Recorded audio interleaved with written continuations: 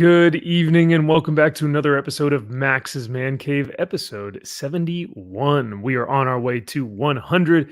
And before we get started tonight, I want to give a huge shout out and thank you to you guys. We just passed 5,000 subscribers. That is incredible. And it continues to grow. We're almost at 5,100 already. So I'm very grateful for all of the new newbies that are coming in and seeing the content or the entertainment. Excuse me, I don't want to be producing content. I much prefer to produce entertainment. And like I said, I'm just really excited to see new faces, have new subscribers, grow the channel. Because ultimately that's a lot of the fun aspect about building this fellowship here on YouTube. So thank you guys for the newest subscriber count of 5K, and we're on our way to 10K. So joining me tonight is Josh and Drew, and yes, unfortunately or fortunately, no Aaron Sparrow. So no, I'm kidding. I know, right? Yes, Aaron Sparrow is at a beautiful convention, a lovely convention. I'm a little bit jealous, but that's all right. So he will not be able to make it tonight.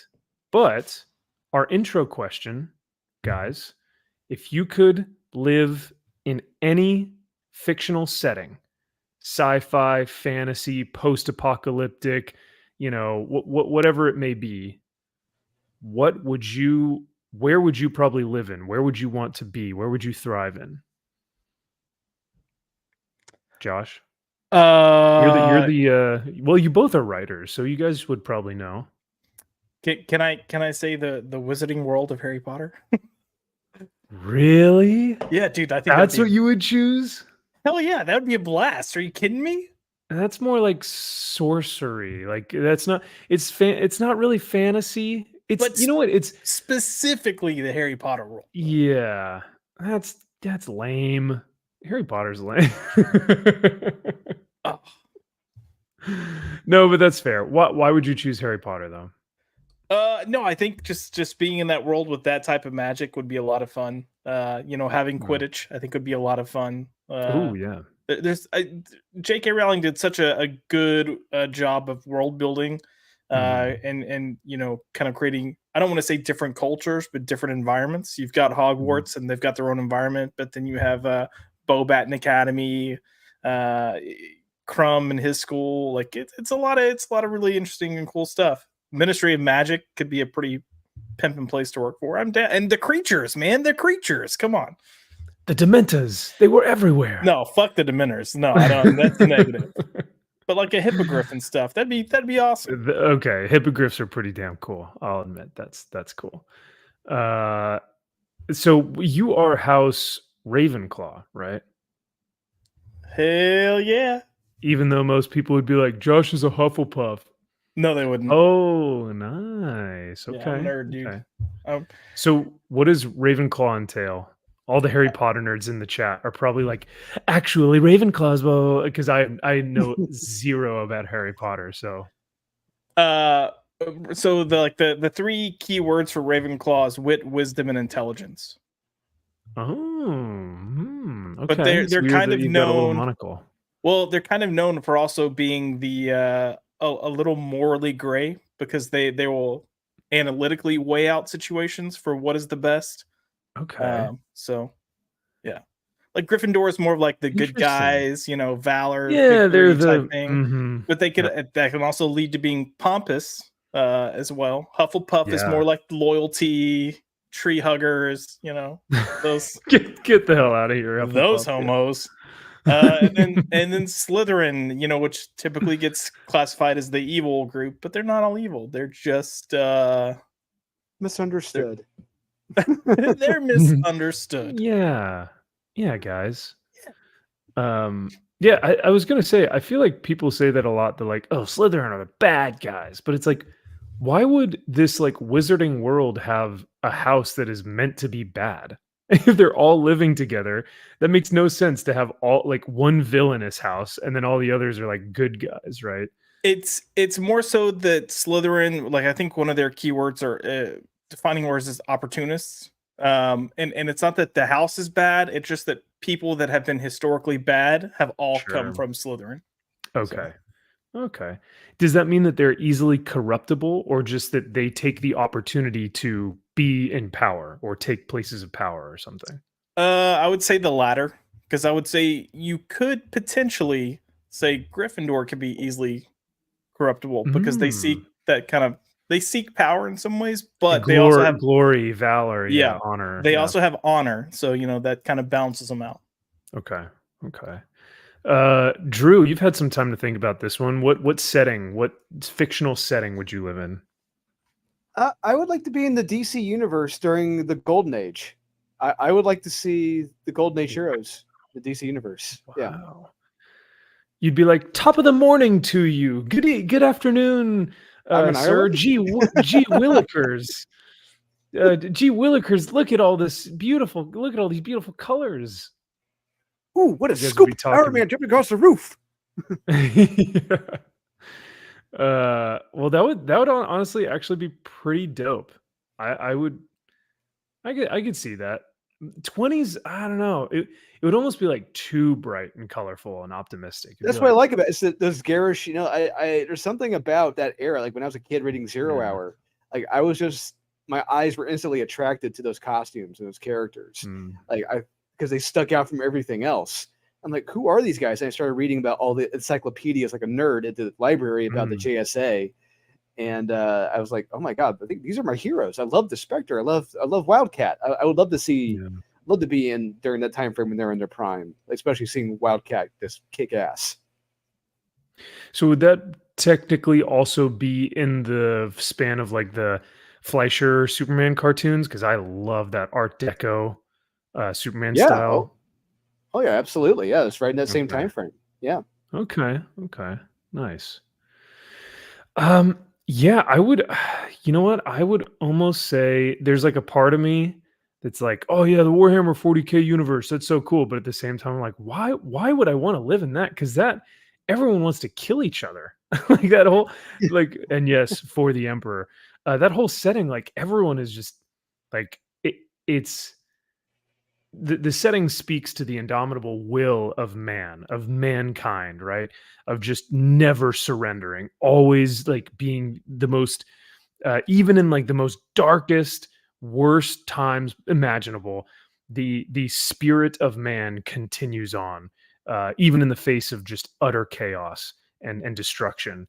But at the same time, it's like, or I could live in the Lord of the Ring, like I could live in Middle Earth and puff on pipes, smoking some pipe weed with the hobbits in the Shire. Like that sounds pretty cool. So Yeah, every day. you say that, and I'm over here like, no air conditioning. Fuck that. Yeah, I guess that's true. You think Hogwarts has air conditioning in that castle? Of course, they have air conditioning. They have magic air conditioning, even if they don't have central AC. Like, come on. Is there a Maybe, like, spell to it's just be like, make me cooler, dude? Like, just like this room's have too hot. some- Yeah, there you go. Okay. Very well. Yeah, I really like like the sci-fi setting of things is really cool, but I think fantasy would be nice to live in. Sci-fi would be a little bit too dystopian. Like we're talking like Blade Runner. That's like our future. I don't know if I No necessarily thanks. want to live in No. like, yeah, Blade Runner, where it's like, shit, man, this sucks. You know, like, this is what we're in for. Oof. But good evening to everyone in the chat. We've got Your Barmy, we've got Jack Frost, Otis, Autumnberry, and you guys are watching Madam Web again. Don't lie. I wish. Maybe Not for yet. fun this Not yet. time. Yeah. Maybe in June. We've also Hopefully in got. June we'll be watching it. Oh God! If you guys make me watch that thing one more time. Mark McGrath, you know me, brother. Thank you for being here. Great to see you. The Framinator, he's got the right idea. Hell yeah, dude. And then I wanted to so this is another great question I wanted to start off the night with. Since we're talking X-Men, who is your favorite X character? Banshee. Oh, that's right. Yeah, you like Banshee. Okay, so why him? I don't, because my family's Irish. Okay. One thing, but there's something about because I remember reading the classic. I have the Essential X-Men. I remember being in seventh or eighth grade and reading the Essential X-Men Volume 1 when Dave Cockrum and John Byrne were on the run with the art, and I loved how John Byrne portrayed Banshee. He always in that power, just like when you see how John Byrne would just show Banshee just screaming into something or someone. It looked powerful, it looked explosive, and I love that.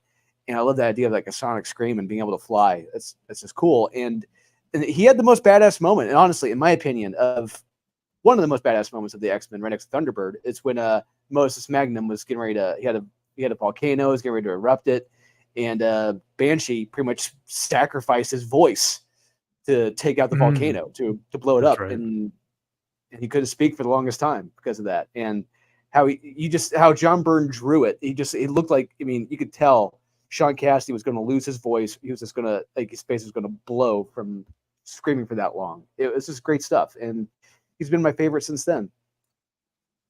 Hell yeah. I like that reasoning. And I think it's cool to hear what everyone's favorite aspects of their characters are.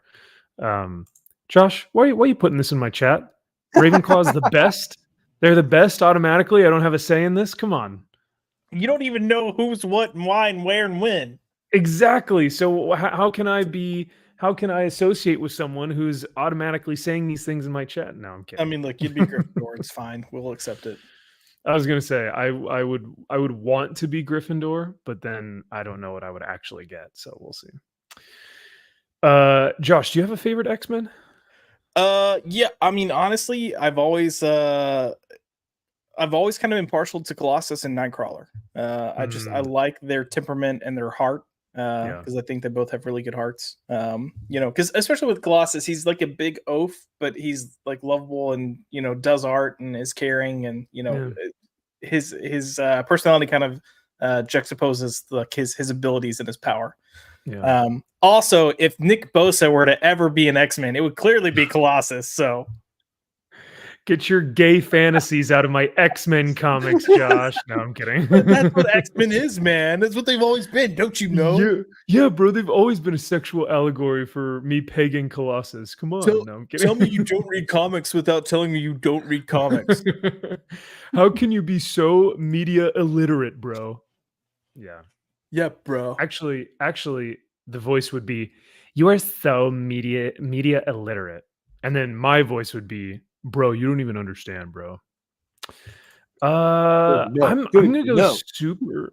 I'm gonna go super basic, bitch. I think I'm gonna say Wolvie and Cyclops. Not only is their feud one of the most notable feuds within the X-Men dynamic between the hot-headed kind of insecure Wolvie and the confident, almost know-it-all, right? Strong-headed leader of Cyclops. Ultimately, these two guys want what's best for the team, and yet both of them fight against each other. Oh no, what are you doing? Gene. That is also what some people in this space have adapted and have said, "Oh, well, Cyclops and Wolverine and Jean are in a polyamorous relationship." It's like, shut the fuck up, dude. No, they are not. According to Jonathan Hickman, they are, because we saw that house hut Burger King Kids Club layout of how they have their 3 rooms connected. Burger King layout, yeah. No, I think that whole dynamic is interesting, but I do not find the love triangle of them being poly to be anything I want to even recognize. But he does whine. Cyclops whines a lot, especially in the animated series. He's a little. They made him a little whiny. Well, hey, Heavy's the head that wears the crown. He's the leader. He's the absolutely. So you need someone to vent to now and then. That's a lot of responsibility. And Cyclops is like you, Max. Cyclops was my second favorite, right behind Banshee. Yeah. Yeah, a lot of people don't give Cyclops the credit he deserves for being like the tactician, like the tactical Mhm. leader of the group. That's really kind of the. I mean, he's right. He's the backbone, and heavy is the crown. Yeah. And when you are the leader, they did this in the animated series in like episode 1, dude. They were knocking this out of the park. But what you see a lot with Cyclops is that he has to make a lot of heavy decisions that the Yeah, team those doesn't are great. Those are necessarily agree great. with. Yeah, even today, by today's standards, those moments are great Yeah. damn moments. When Wolverine punches him right in the stomach for leaving them behind, Mhm. it's like you would not see that today. Never ever see No. that in cartoons today. And he Because Cyclops loses it. He's like, "I've taken enough from you." It's like, "Oh yeah, shit, they're getting ready to throw down. This is great." But it yeah, you understand. Like he has to sacrifice for it's like that greater good. You know, the uh-huh. needs of the many outweigh the needs of the few. Unfortunately, we've got to go. We've got to retreat. We can't sacrifice everyone for these two. Yeah. It's heartbreaking, man. Like you said, I Yeah. think Cyclops is maybe maybe the Slytherin of the X-Men because everyone just sees him as this like villainous little bitch and or this whiny, kind of. And though there are aspects of that, maybe in some storylines and some animated series episodes, for the most part, I think Cyclops's heart and his courage and his leadership. I mean, he led both teams. The dude led the original team and he led the second team that initially came in. And Professor X anointed him as the leader of both. He was like, they're going to need you. So it's not just Cyclops anointing himself as, oh, I'm going to be big dick here and just like lead you guys. Xavier was the one who said, no, you are the one that's going to put the glue to this team, and that speaks for him. That speaks for itself. So I don't know, I just think he's a cool character that maybe doesn't get a lot of love, but And now I the mean, X-Men have no leaders, and it's a disorganized, shit pile. So yeah. What But I are you talking mean, about? They've got Jordan White leading them. Come on now. oh, that's right. And now guys, and- Gail, and- Yeah. Gail Simone will be writing. yeah. And we got Gonna be Colossus great. and Nightcrawler as murdering psychopaths gleefully. Oh, Isn't that God. great? Yay. Isn't that And lovely? the best thing of all, they're murdering they're murdering Republicans. No, I'm kidding. Well, that's what the book is trying to entail. That's what it's trying to hint at a little bit. So, And Murdering humans, chat, the if you biggest. would, on that, I was gonna say, chat. On that note, if you'd like to send some super chats, we definitely just got demonetized. yeah, right. If that didn't do it, no, actually, YouTube likes that. So, Oh, that's right. That's right. Yeah, so If if we we said said the another other political one, group, yeah. yeah, Yeah. absolutely. Mark says the Canuck and the Cuck. Hey, I mean, well, Making knuckles. to be fair, Wolvie is actually kind of the cuck for a lot of those situations. So, because Cyclops gets the girl. Yeah. The thing is, though, I do love me some Wolvie. I think Wolvie is my favorite Marvel character of all time. Him and Silver Surfer are like neck and neck. They're right there. But those are probably my two favorite.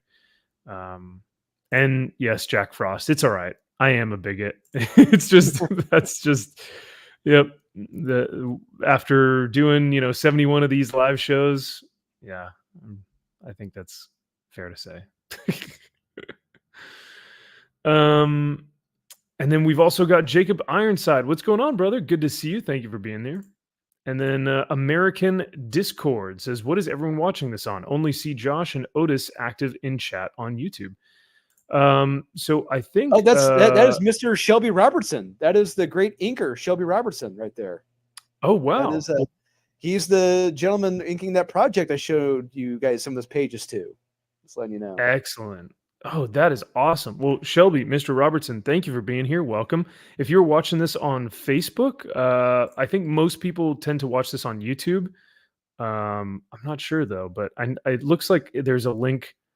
Drew, I think you have this link to Facebook and YouTube, so we may be dual streaming here. So, yeah. All right. Well, let's get into speaking of X-Men. Let's get into our first topic of the night. Now, I know most people probably already saw this just for the headline itself, but we do have to discuss this because how could you not? I'm looking at myself. I'm like, I shave my neck. Get out of here. Drew, you got a neck beard? You let that thing go past your Let me turn on the jawline? camera. You guys, let me turn on the camera. Maybe you guys could tell me. Is it? No, that's Very good. clean. That's looking clean, man. Hmm. Yeah, I think we're all looking clean there. Yeah. I think Yeah, we're no, good. I've got my weekend laziness that's come in a little bit, but that'll be gone by That's all tomorrow right. morning. Yeah, that's all right. Well then hey guys, we passed. Then this article isn't for us then. Cool. Good. I'm glad. Whew. Whew, that was close. That was a close one. Mary Sue almost got us. Yeah, the Mary Sue. Oh my God. So for those of you who don't know, the Mary Sue it has now become just a troll site at this point. I think that's pretty much. I think someone related it to a dying animal. When an animal knows that it is dying and it is in its last throes of life, it will begin to attack whatever it is that's trying to kill it and try and just get its last blows in. And I think this is where the Mary Sue is effectively at. They're just trying to come up with the most clickbaity, trolly, worst, just degenerate headlines and titles. And that you you're can right, think Max. of. It's like how are with sites like Vice and BuzzFeed going out of business, going bankruptcy. How is the Mary Sue still alive? I do not understand that. They must have someone just their pockets must just be filled and just must be investing into this thing. Who knows? But the funny thing about this article is that, of course, none of this is really. We could like sit here and in good faith like respond to all of this criticism or respond to all of these points. But realistically, why would we give this thing the time of day when Rachel Leishman, if you go on her Twitter, it's just a cesspool. There's nothing of note. There's nothing of real interest or of any intelligence there. For us to actually like address these points, we would have to have like a good faith discussion and find commonality in some of these things. But with an article that is meant to divide people, that is meant to just ostracize an entire fan base from reading the X-Men, there's really no use. You know what I mean? But we will look at some of these because some of these are easily debunked or at least discussed about. Or discussed on. I watched between MVP and Drew's channel. I found Drew through Nerdette Stew Stand. Oh, sweet. Nice, Otis. Glad to hear that. Nice. So I was going to say, let's see. So the first line, sometimes the men with patchy beards overflowing onto their necks, you know the ones who champion Comicsgate. Oh, wow. Are we in 2018 again? Say the most baffling and least self-aware things. Least self-aware. Oof. All right. Like how they don't want the X-Men to be woke, quote unquote woke. Let us look at what comics legend Chris Claremont said about the X-Men in 1982. So she basically discusses how, the X-Men have always been woke. It's this conversation has gone on ad nauseum at this point. What would you guys say to someone like Rachel who comes up to you and says, hey, the X-Men have always been woke because they've always been about, they were created specifically to be a civil rights allegory and all this stuff, blah, blah. I think there's a delineation, right? Because though the X-Men weren't specifically created to be those things, they later found their way into becoming an allegory for that, or maybe subtext for that. But for the most part, the great thing about the X-Men is that if I want to read the X-Men and just have a fun adventure story, I can do that. If I want to read more into the subtext of what it's actually trying to say, I can do that too. But for some reason, these people don't understand that you can do both, right? Like, I feel like there are some people who read the X-Men and be like, oh yeah, I can see the allegory.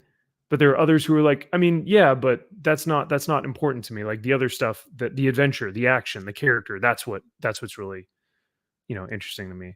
I don't know, Max. This sounds very all lives matter to me, and Ooh. Yeah, well, is that a no, bad take I on mine agree. then? Look, it's supposed to be a universal message, and we've talked about how everyone at some point has felt like an outsider. Everyone at some point has felt like a freak, and Yeah, it's yeah. this isn't a common theme. But this whole idea that it definitely represents one subgroup or one class over another, and it's made for us and not for y'all, so y'all just like it's out of line. But that's what people are taking offense with, is this ownership that it is theirs and not other people's. And Yeah. instead of being broad, and I think what you see a lot of people like us saying is like, no, it needs to be broad, it should be broad because it's meant for everybody. So That was why the X-Men has always transcended race, gender, sexuality, all that shit, because it just speaks to the outcast. And Right. nerds are outcasts. Like that, if there's one Yeah. thing that when nerds are, they are outcasts, right? So Yeah, that's what Stan Lee said. He said, if you felt different in any way, if you ever felt different, you are an X-Man. That's how it was. You could link with the X-Men, and every single person in history at some point or another has felt different in some way. Mhm. Anyone can relate to the X-Men. Anyone should be able to relate to the X-Men, not a certain group. Yeah. And what's so funny is like what this article doesn't realize that it's doing, and you guys both hit the nail on the head. Everyone at some point has felt like they don't fit in, or they don't belong, or they don't whatever, right? And that is why the X-Men speaks to so many people. But what's funny about this is she equates Republicans with the alt-right. Like, she's basically saying that both of these people are just synonymous with each other.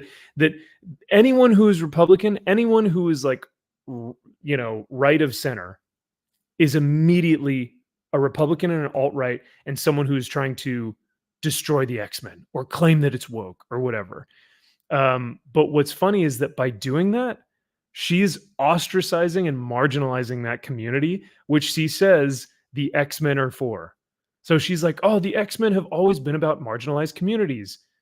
But then she makes Republicans and the quote unquote alt-right marginalized, because she's like, it's not for you. You aren't part of this. It's like it does, it's so much of just projection, and it's a lot of look at yourself in a mirror type of thing. The other thing that she claims is that these clowns never understand the things that they claim to love. Rachel, show us your long boxes, right? Like, I guarantee you watched the X-Men show in '93 and had a blast. Do you understand what the X-Men are? And even I if you guarantee. I mean, do, she's probably just thinking of the X-Men in the recent, probably the last 15, 20 years, But if you go back before that, like Richard Meyer has said, and plenty of times, there are plenty of weird stories out there, whether they're fighting the Brood and it's weird, wacky alien invasions. They're going through a damn mirror and weird things are happening to them in a mirror. They're living in Australia. There's plenty of weird, wacky shit that happens in the X-Men. And, and it's moments like this that they're talking about where it's like, yeah, they're there, but it's pretty much like they're pretty on the nose with it when it does happen. yes, yeah.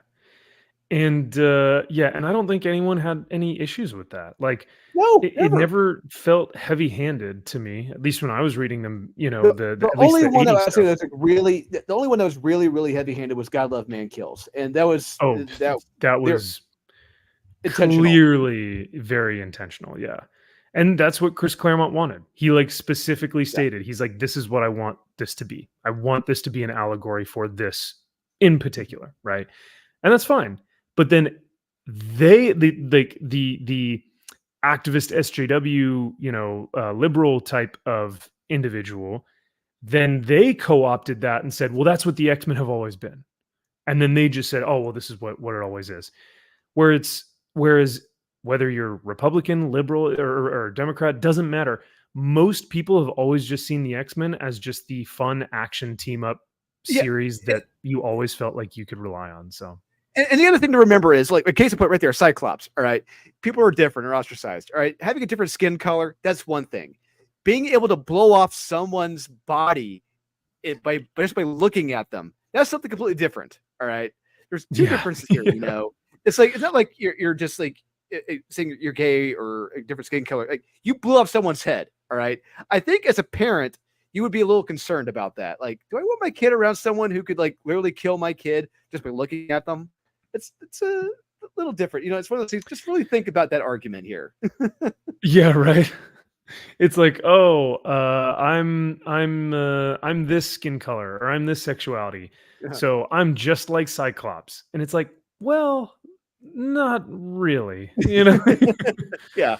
You know, oh, I also struggle with who I am. Am I like Wolverine? It's like, yes and no. Like, Wolverine has a healing factor and adamantium bones, but, like, sure, yeah, you know, like, yes, We're there are both short. differences. Yeah, right. Oh, hey guys, I'm short too. Get it? Yeah.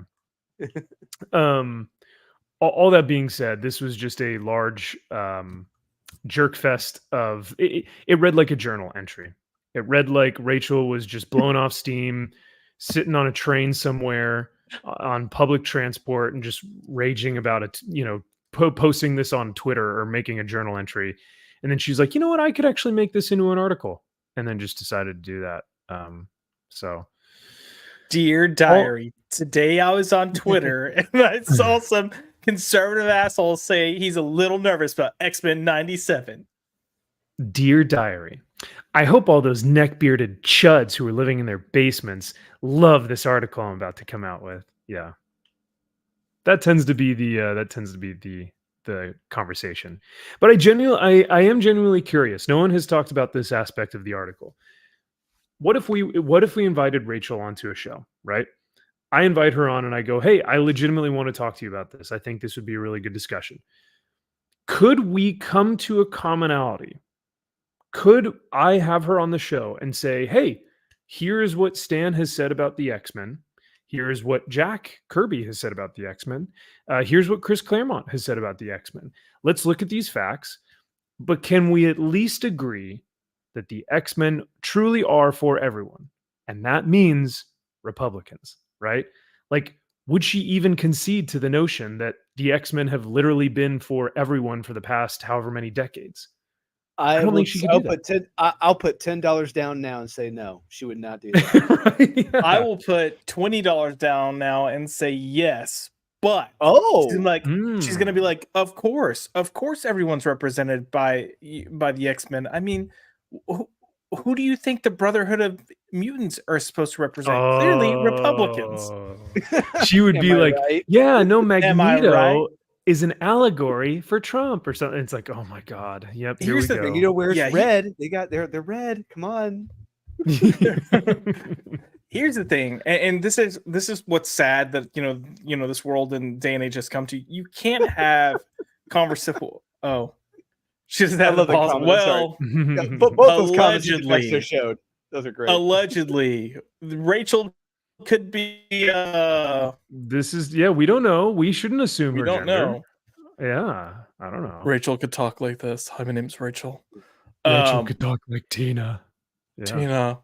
Like I think, as much as I would love to be able to have conversations where people come to a conversation in good faith, I think so many people already have their mind made up. They're not willing to be open-minded to hear or have an actual discussion.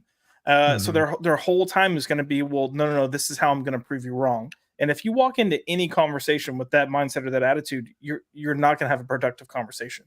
If you're there to prove somebody wrong, or you're there to respond, you're not going to receive anything that someone's telling you.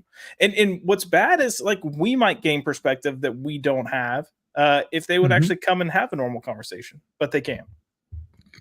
Oh yeah, like, talk about true open-mindedness, right? Like, because that's what they're like. They're like, oh, we want people to be like open-minded.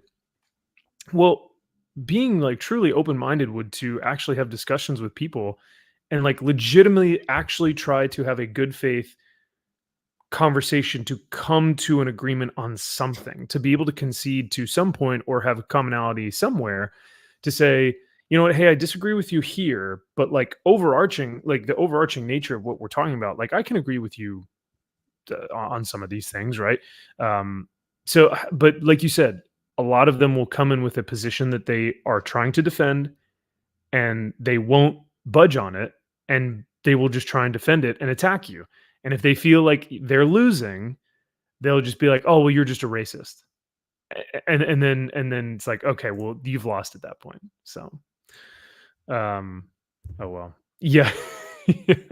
I love that. I mean, Jacob, you're not wrong. He's not at all. I mean, look, they're all, some are weapons of mass destruction if you think about it. But hell yeah, yeah. I mean, Gambit has projectiles that can explode, dude. Like that is way stronger than any AR-15.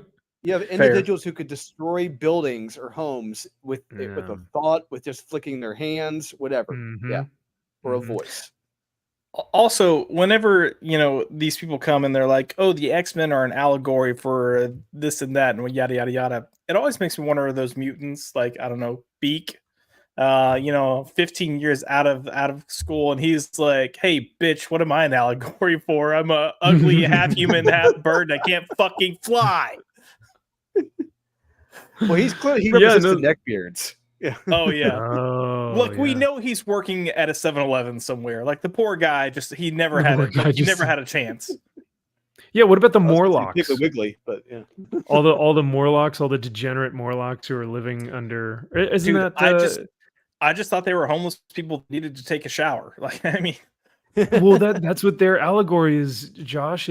We need universal healthcare and housing for all mutants, no matter who you are, no matter how ugly you are. Yeah, poor Callisto tried to go to freaking Santa Monica for a vacation, and they just loaded her up on a bus with the rest of the homeless people and shipped them to downtown. Yeah, damn, shoot, man. What's interesting too is that I doubt that Rachel, like I said, if I extended the invitation, I doubt that Rachel would agree, not because she wouldn't be able to defend her points or she wouldn't want to, talk about her on a public forum or a live show or something. It's because that just by talking to me, she could be associated or seen as associating with the wrong people. Like, how pathetic is that, man? Like, that we can't have conversations, like you were saying, because people would immediately just go, "Oh, well, you're associating with that person," which automatically makes you alt-right. It's just it will. This will never get fixed if it continues to go down this path. But all that being said, I really don't have much else to say. Because we have spoken about this, I mean, ad nauseum. Even when we did our parody stream, we spoke about the X-Men. You know what I mean? Like, this is something that I think that is universally known. And at this point, I hope that people can see why the X-Men have survived this many years, this many decades. Because people just truly are infatuated with the fact that they feel like they belong in this group, in this team, even though in the real world they may feel ostracized. That's let's be honest, Max.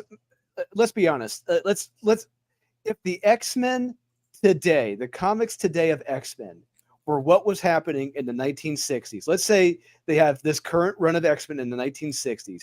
Do you seriously think this comic would still be around today? Absolutely not. Nope. No. Yeah. Now, do you think, and that's a great point, Drew, do you think that this comic would be around?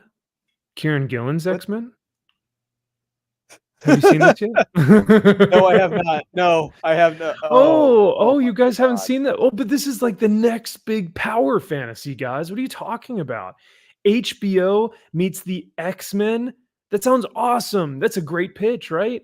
In Marvel mutant writer Kieran Gillen's new series, The Power Fantasy, with Casper Wingard. What if the Watchmen had 6 Dr. Manhattans? Asks the power fantasy writer Kieran Gillen. God damn it. As Suki Hana said in that clip that we watched last week, what the fuck is even that? What the fuck is even that? I'm a magician. I'm not a magician. No magician. Yeah. Well, I'm I a don't. mogul. I mean, I'm looking at it from the movie Big, where like I'm Tom Hanks' character. Like, well, what's so fun about this? I don't understand what's Dude, fun about this. 100%. Like I see these characters and I go, who the fuck wants to read about any of these people? Like, Well, look, I kind of know what's. I want to know what this little dude with the triangle face is. Like, I don't really know what's going on. It's like, but it's kind of interesting. I mean, he's the only interesting character out of the 6 there. Yeah, Drew, you don't like the pink haired, whatever that elemental woman. You mean the redundant character we've seen in every comic from Marvel and DC the past year and some change? No. Well, what about this home chick with the red hair that's clearly evil but not evil anymore? You mean like every other female character in Marvel Comics and DC Comics right now? Oh, okay, fine. But what about the black guy who's breaking stereotypes because he's reserved and intelligent? Mm-hmm. I mean, every single character in Marvel and DC right now? Oh, okay, fine. So what about this teenage girl in the overalls who's actually like a super genius scientist that can create all these different things? Oh, so that's every character in the Marvel universe right there. Okay. So fine. What about this home skillet, looks like Latino guy that's a fighter, but really he's just misunderstood because there's more to him than fighting and crossing borders. That's every DC character right there in Vertigo. Oh, you know? Okay. Well, sometimes you can't win them all, Josh. You tried. You tried, but. you honestly, like, you guys are not far off. No, Karen Gillan didn't try. I see this. He did not try. No, I love this. Yeah, the coolest peanut in the coolest nugget of corn. Yeah, in the turd. Yeah. Yep, just about. That sounds about right.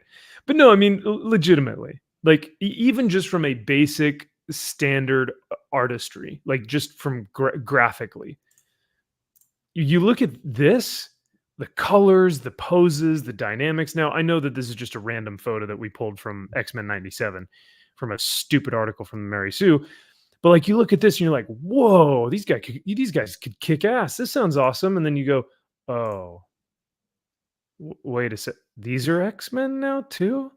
It just who? No, there's 6 Dr. Manhattans. Oh yeah, what if the Watchmen had 6 Dr. Manhattans, and the title is called Power Fantasy? Oh my God, they're all so powerful. What are we gonna do? Oh, you know what this legitimately makes me think of? It looks like it's like the Runaways, second class, all grown up, and I'm like, oh, there was a second class. You know what I'm saying? Yeah. So it looks like there are 6 beings with superpowers on Earth. The world's continued existence relies on them coming into conflict. So what okay, let's think about. I'm thinking about all the other indie comics that have been like this. Let's say Rising Stars, or let's say Black. There you go. There's another one.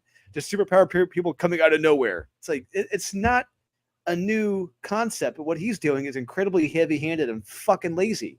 And I'll just say, when it comes to character design, I'll put any of my characters, any of our Aurelionized characters, head toe-to-toe with these.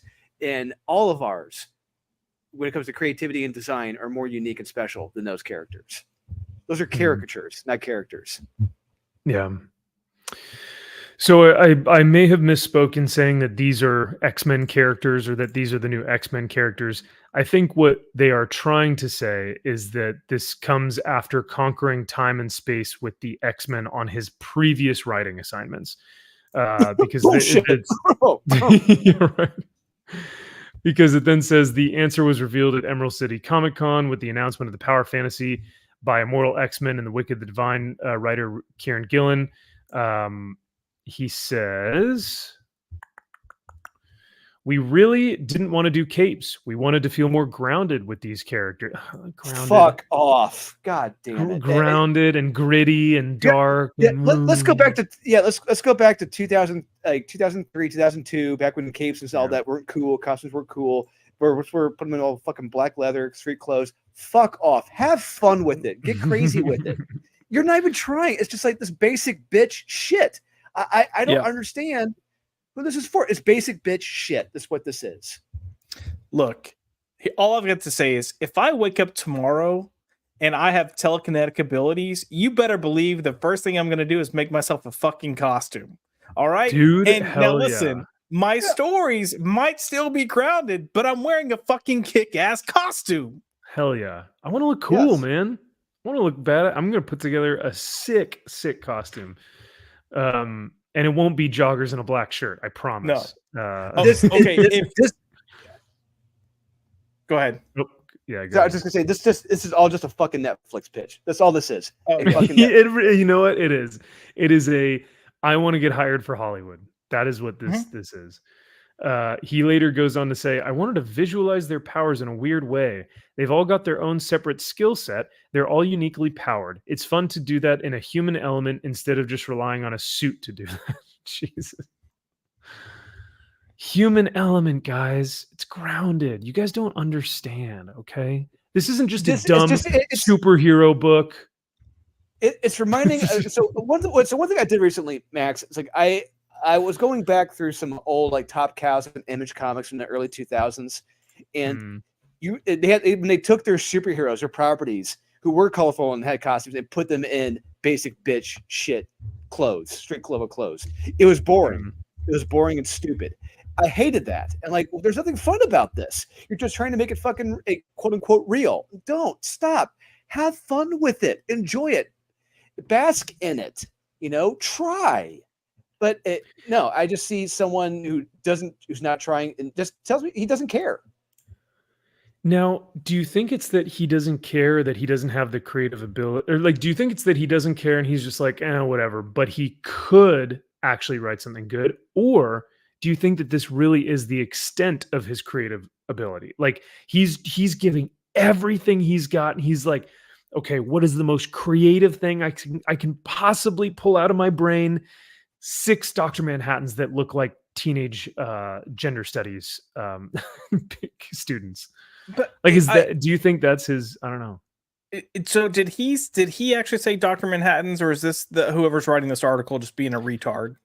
Because they're referencing X-Men, they're referencing Dr. Manhattan, but these people have all these people have different powers. So it looks like he did. Okay, there it is. Yeah, it's as if if Watchmen had 6 Dr. Manhattans. Yeah, you can stop reading Immortal X-Men and jump over to read this and see what happens next. It's as if Watchmen had 6 Dr. Manhattans? Yeah. So. That just sounds boring. I mean, look, if Watchmen was just Dr. Manhattan, just all Dr. Manhattans, I would have been boring as shit. Yeah, there's no way I could have survived reading that series. Yeah, I mean, because part of what made Watchmen so good was kind of the tension of having Dr. Manhattan, of like, will humanity push him to a certain length? Like how like he can do anything. Like he's a ticking time bomb. Mm. Yes, he was only one of him. That's what made it. Yeah, so stopping him isn't. Yeah, here you've got 5 other U's that can stop you. The last thing he goes on to say, I just see rising stars. That's all I see here. A lazy, redundant rising stars without the costumes. Yeah. The last thing he goes on to say is, it's not really a superhero book. None of these people save the world. Well, they save the world, but by not using their powers. Okay, what? Tom Taylor. Jesus Christ. Max, it's time for a new subject. All right. Okay. I didn't come here to get pissed off tonight. We're gonna have to pour some whiskey after this one. Yeah, if I had been there at that press conference, whatever he did for this at Emerald City, I would have been laughing my ass off. There is no way I could. I would have been booing. Legitimately. Boo! Yeah, get off the stage, you hack! Yeah. Drew would have been laughing. Max would have been booing. I would have been the loud one in the audience, going, "Oh, fuck off!" Yeah, I was saying boo earns. Yeah, boo earns.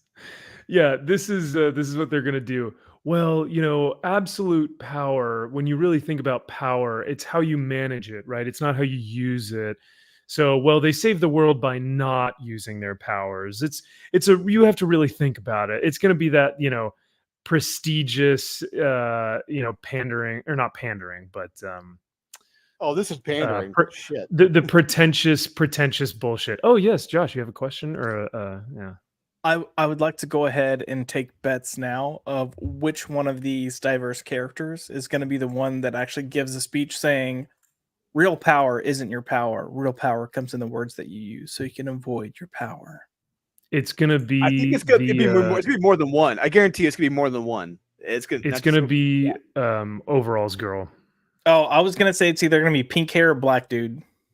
It's black dude. Black dude, definitely. He's got the studious nature to him. He's got the professor look. Yeah, but he's also carrying around his own coffee mug, so it just makes me think of Jonathan Majors. So I'm wondering when he's gonna, physically assault someone. Ooh, yikes! So. Yeah, I don't know, but yeah, it's definitely not going to be Hispanic Latino guy. It's not going to be Triangle Man. It's going to be one of the girls or the professor.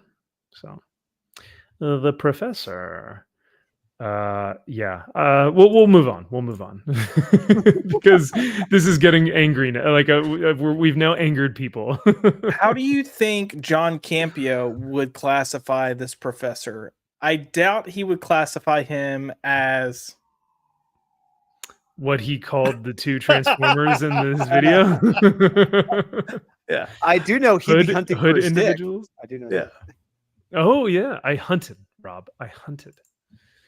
And you know what I hunted for? I hunted for actual journalism at the Comics Pro this past week at Comics Pro 2024. But hey, guys, comics are live, right? Get it? Because, Ted Lasso. Ted Lasso is like, that's pop culture. People know Ted Lasso. Get it? Never watched it. This character just says football is life, I'm pretty sure. So they changed it and they made it comics are life. Yay. It's like, okay, good job. Good job, buddy. You did it. It's one step above Chumbawamba. Not much, but barely. Okay, barely. So this is what I'm thinking about too. Like, when did professionals, or maybe I'm just, I don't know, maybe I'm giving people too much credit, but when did like grown ass professional people start doing like high school level presentations? Because that's all this reminds me of. Yes, dude, 100%.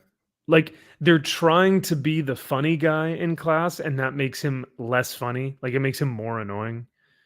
Yeah, but to put it in perspective, I think we watched clips of Chad, right, going to the city council meetings. Like, these are Chad level presentations, except it's not a parody. It's not a joke. These are people actually getting up there being real. Yeah. You're like, what are you doing? You can bet that this guy stood up there and he's like, Comics Pro, how we doing today? Yeah. Everyone's just like, shut up, dude. Just tell us what you have to say. And he's like, first of all, comics are life. Just like, shut up. No one's here to get your like motivational speech. We want to know if our industry is dying or not, dude. Like, Jesus. All that being said, so Comics Pro is it's a convention for comics retailers and comic book professionals. Comics Pro, and Heidi McDonald writes on the Publishers Weekly, just kind of summarizing what's going on at Comics Pro and what some of the individuals said here. In her second paragraph, she says, the meeting came at a particularly unsettled time for the North American comics publish industry. Graphic novel sales are down, and she links to this article, which says manga and graphic novel sales are keeping the comics biz kicking. So, okay, that's the first thing. Even mighty manga is slipping, and comics periodical sales are eroding as the format's consumers are aging out and dying off. So essentially she's saying that all the 30, 40, 50, and 60-year-old, even 70-year-old collectors right now that are trying to read comic books are dying. Like, they're literally like they're just falling off and dying, even though they have more disposable income. Disposable income. Thank you. I was about to say passive income, but no, disposable income than they've ever had before. And yet Heidi is disingenuously saying, "Oh, these guys don't really want to read comics anymore. They found something else. They're into manga and video games." And it's like, bro, you have no idea. You are running people out of the industry and you don't even know it. When you Drew, I think you had read this before our stream. When you had heard that or read that, what was the first thing that came to your mind? If she knew how many of those buyers are still around, one, and two, just how much money they will spend on books, it would make her shut up in a heartbeat. If she saw how much these buyers who are dying, quote unquote, dying out, were spending on live streams, she'd be shocked.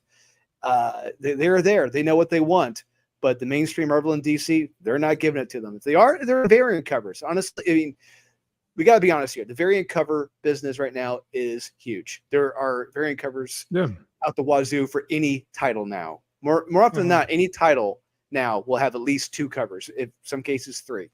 And a lot of times they're just chasing those hot artists, and those are selling. A lot of them aren't even reading the books. But we have to acknowledge that. But she is completely disingenuous with this. They are there. They know what they want, but the big 2, they're just going out of the way to not give it to them.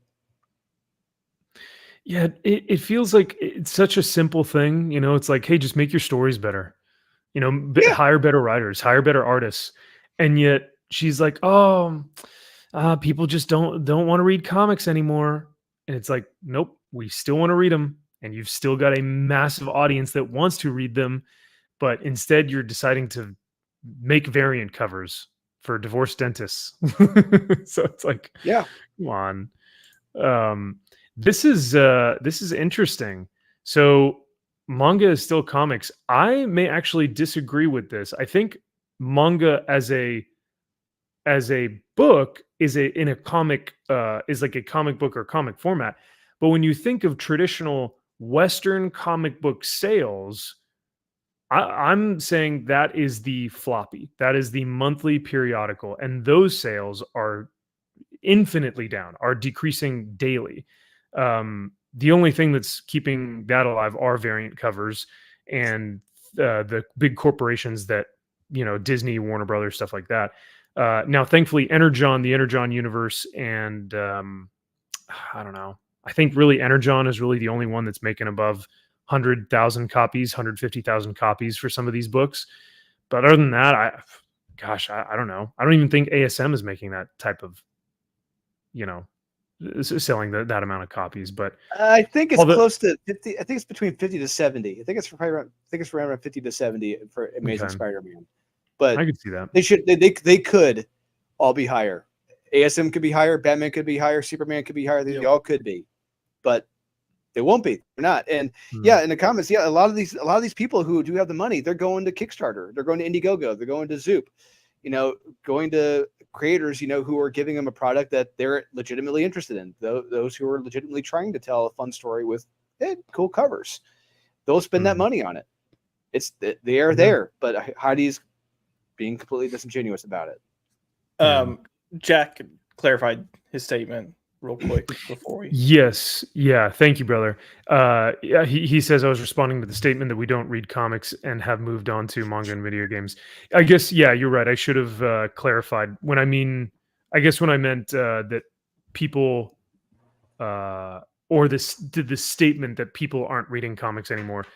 It seems very disingenuous because you're right. You know, like manga is technically a form of comic book. But yeah, thank you for clarifying that, because it gets very muddled, you know, especially when you look at comic book sales numbers and people are like, oh, that also includes graphic novel sales. And it's like, does it? You know, like does the monthly periodical floppy single issue comic book, is that being considered as the same as a graphic novel, right? So when you look at the other thing, when you look at the graphic novel sales, where the graphic novels are being bought, graphic novels from 20, 30, 40 years ago. Watchmen, Dark Knight Returns, Batman Year One. Those are the ones that are selling. What does that tell you? It's one, the numbers. It's right. You do more Robot, Robot! no robot. That's the what robot we- got the We were robot getting got the through. beginning of each Yeah. point, and then Yeah. not getting the end of each point. Like every single bullet, I was like, "Yep, well, there we go." You have so they, and I was like, But I'm I- with you. I'm with you. Where did shit? Yeah. I look, I'm gonna agree with Drew though, because I mean, look, they're sitting here saying these people aren't here, the money's not here, they're all died off and moved on. Except clearly we're not. Like even our sales are showing we're purchasing stuff. It's just Yeah. not the new shit you're putting out. And yes, like you could make the argument that hey, those evergreen graphic novels, they've always been bestsellers, but you typically see a mix. You see those mixed in with modern comics as well when they hit their trade or when they hit their graphic novel. It's not happening. And also kind of a counterpoint to this is Ultimate Spider-Man. Like the newest one? yeah. Yeah. Like if people weren't interested and people had moved on or they had died off, that book wouldn't have sold as well as it has for Yeah. these first 2 issues. Period. Absolutely. That's such a good point. Yeah, because people came out in droves to support that, to come buy that book. I mean, that book on the secondary market was $70 the first week after it sold out because people wanted that book so bad. That's unheard, like that's unprecedented. And people bought it. Like people paid $70 for that book. It's also not just a number 1 thing, because even number 2 that just came out was sold out the day of when I went to my comic shop. Yep. And when I looked online, it was already going for around $50 a pop. Easy. Yeah. Yeah. So it has tons of hype behind it. And I think it's because people are just they are clamoring for something good. They are just like, just give me something, right? Because I mean, Drew, you and I and Kyle, we have read both those issues, and it's not the best thing we've ever read in the world. You know what I mean? And yet people are just like, okay. oh my God, it's the best thing ever, because they haven't gotten anything good for a while. So Josh, don't look at me like that. Anyway, yes, it is very telling that you get a good book, and granted, it's fine. It's not, like I said, it is not going to change the comic book industry. It's fine. It's okay. It's a good story, but it could be better, and yet people are just dying over it, man. So yeah. You ready? Whoa, whoa. That's my hunted. camp. I'm clipping that. Hunted. Oh boy. Oh, Here we okay, go. Carry on. You want all right, here. Now I'll do it for you. No, I'm kidding. So let's see. Someone had brought up a good point here. Oh, I just thought this was funny. The Chumbawamba. Yep. I get knocked down, but I get up again. Oh no, he that changed was- the lyrics. Man. Did you not read? really? He changed the lyrics. Read the lyrics. Oh. There's no I take a getting back whiskey up. drink. I take a chocolate drink, and when I have to pee, I use the kitchen sink. Oh boy, I thought it was going to be It's- something it's- about comics, but Yeah, it's amazing how that actually happened. Oh yeah. I still can't believe that actually happened. yeah. If for those of you who haven't watched our previous stream on the Comics Pro for last year, or was it Comics Pro last year that they? No, it was San Diego. It Aftershock? was at San Diego. Yeah. That's what it was. Yeah. So I would highly encourage you guys to go back and rewatch the San Diego Comic-Con aftermath, or the Aftershock fiasco, where they decided it would be smart to say, hey, Aftershock isn't bankrupt. We're not going to get knocked down. We're going to get up again, and to proceed to play Chumbawamba for their audience, which is very reminiscent of Comics Are Live Comics presentation. are live. Yeah, not only have they run off their older buyers, they're not doing anything to replace them with a younger audience either. Well, I mean, Mike, they think that what they're doing is bringing in a younger audience. They're like, hey, let's make everyone gay. Let's make everyone, bisexual. Let's make everyone Kids like something the gays. adjacent. Let's put the gays in here. Sure, right. And they're trying to be one with the times, but that's not universal. That's there is a small audience for it, sure, but it's like 1% of the 1%. And manga does that stuff really well. They have a complete section in manga that's solely for homosexual relationships. So I'm doing a Trump thing. It's for homosexual relationships. But I just noticed my hands were doing this, and I was like, oh God. For me? Yeah. So yeah, they're meant for you, Josh. And if you don't like them, you're a bigot. So no. Like, oh well, that's not fun. So yeah, like I feel like it's like out of touch people who are saying like this will get the kids in here. And it's like, just write good stories, man. Kids will come out for good stories. They came out in droves in the 90s because it was just fun, action-packed, like muscle men hitting each other. Garish costumes. Yes. Yeah, with awesome costumes and fun dialogue. It's like it's really not art. A simple equation. Yeah. Oh, that was the big one. Killer art too. Yeah. Well, what's crazy about this too is this whole like getting a new audience in. Is both DC and Marvel has spent the past 10 years trying to hit the YA audience, making books that are specifically YA comic books, and it's failed. Like it's failed. Other than Prime and some of the Raven and Beast Boy books, nothing has done well. And still, they think that they're gonna like manage this somehow. And I'm like, after 4 to 5 years of not seeing success as someone who's running a business, you should have realized, okay, we need to change course. Like we neglected our core audience for this, and it's not working. They're not coming into comics. So yeah, next. And that's what's crazy, man, is that like they know who the core audience. I guarantee you, they know that this neck bearded, mom's basement Republican, whatever. They know that that's a large part of their core audience. Maybe not even necessarily Republican, but just like older white dudes. They know that that's who is buying their comics, and yet they refuse. They continually push back, and they are like, no, I don't want to sell this to straight cis white dudes. We don't want to. We don't want that to be our audience anymore. And they've succeeded. Most of us have left and found something else. But crowdfunding. We're out there, So crowdfunding, manga, video games. For me, it's been Warhammer. So yeah, I mean, that's what happens. Speaking of Warhammer, Darian Murphy, what's going on, Darian? Thank you for being here. He says, where do you get your 40K figures and paints? I have a local hobby shop that's maybe 15 minutes away from me. And so I go there. So if you can find a Games Workshop close to you and support your local hobby shop or your comic shop, I normally get it there. I tend not to get, if I can get it from there, I go there. If not, Amazon. If I'm trying to find older stuff that may be out of print, eBay's pretty good. If you want 3D printings of things, you can go to Etsy.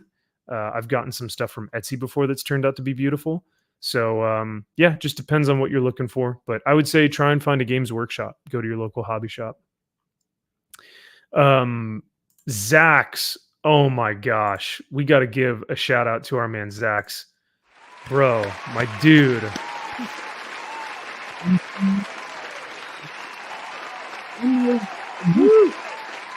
That's only one more than you, my man. I think Josh's membership has been for 20, but Zach says comics are booming. Hi, Josh. Do I have to do the kissy thing? Yeah. Yeah. How's that working for you, Kelly Sue? Yeah. Where's your latest comic at? Yeah. Right. Ooh, yeah. Zaxx. Here, let's see. Do I still have the? Oh, Zaxx wouldn't understand the Seinfeld reference. Never mind. I was gonna play the Seinfeld clip, but that's all right. Zaxx, I'll play you something. I'll play you something good. I bid you stand! Stand of the West!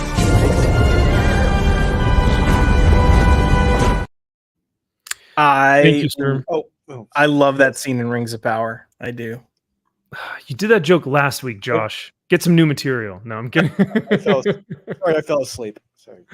Oh yeah, Drew. Anytime the Lord of the Rings comes on, Drew just automatically falls asleep.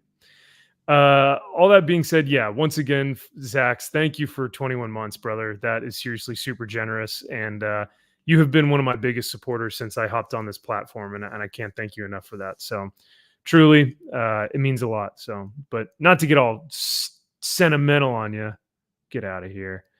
Yeah, eject Zaxx. Zaxx is a big simp for you, Josh. What's with that, man? Are you guys ever going to address this?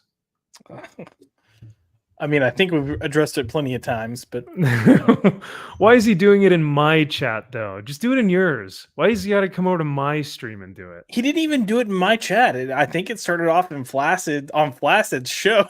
Oh my god! And then the love spread from there. Oh no, gross. Well, for the last portion of this stream, let's go through some more of this document of a downfall, shall we? Because last time we left off, we had just gotten to. So we went over that Milo Manara had been canceled for his Spider-Woman comic. I remember Drew getting pretty upset about that. Yep. Did we leave off at Heather Antos? Oh no, we did cover canceled for a female lead because you talked about that one, Josh, about Batman. Bobby Drake revealed to be bisexual. Yeah. Bobby! Yeah, I think we lift up at Bobby. Hey, Bobby. Bobby. Tony. Hey. But before we get into the document of a downfall, $5 from the man, Dylan Lindsay. My man, Dylan, thank you so much for the 5, dude. Greatly appreciate that. Thank you, sir. So Dylan Lindsay says they don't want any straight male audience. I don't see how most modern Western comics could appeal to straight men of any race. It's hard out there. Yeah, I think there are some, like this past week, we read Savage Sword of Conan, and that shit was awesome. It hit every nerve in my masculine muscle-bound body. It was so dope. Tons of action, intrigue, great art, great story, perfectly well together put book, and for a great price. So I think there are still things out there. Now, if you're talking about Western superhero comics, that's where it gets a little bit, more rare, because even the Energon universe, like Transformers, Duke, G.I. Joe, and Cobra Commander, are all fantastic, but none of those are superheroes, right? So I think there are some. Holy Nightmare. That's just me. Hey, there we go. There you go. Holy Nightmare. You see, like that's the book for you. There you go. Now we're talking.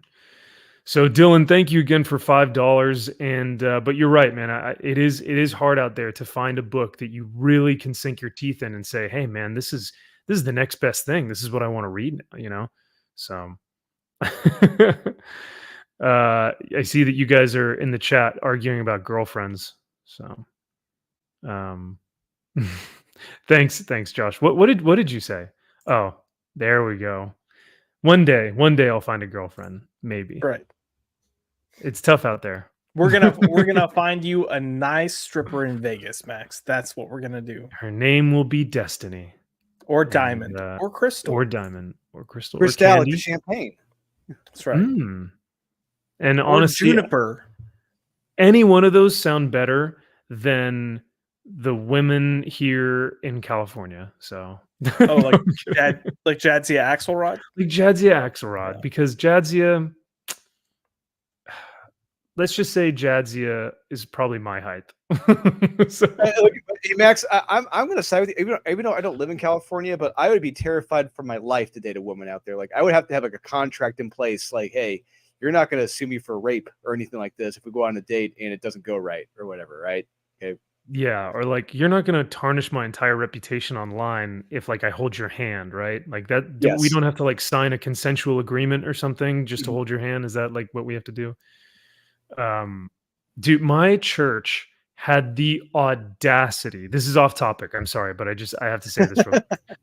My church had the audacity to say that current men have the men currently who are single are too afraid to ask a woman out, not because they're afraid of the potential, like, oh, the woman will claim that he sexually abused her or something, or oh, because they'll get called patriarchal or bigoted or misogynistic or sexist, which happens most of the time in California.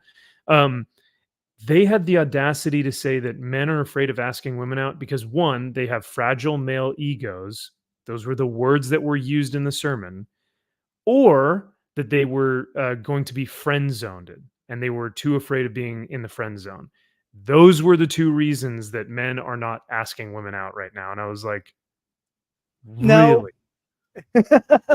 Yeah, no. just no. I don't even have to prove it to you. Just no. Just I wouldn't even have a follow-up. Nope. Oh well. So anyway, sorry, that's my little rant. So yeah, Bobby Drake revealed to be bisexual. All new X-Men number 40. Do I have to find the clip of the guy going like, "This is just the best comic ever"? It's the first comic ever read. Oh yeah, it's the first comic you ever read. Ever. That's right.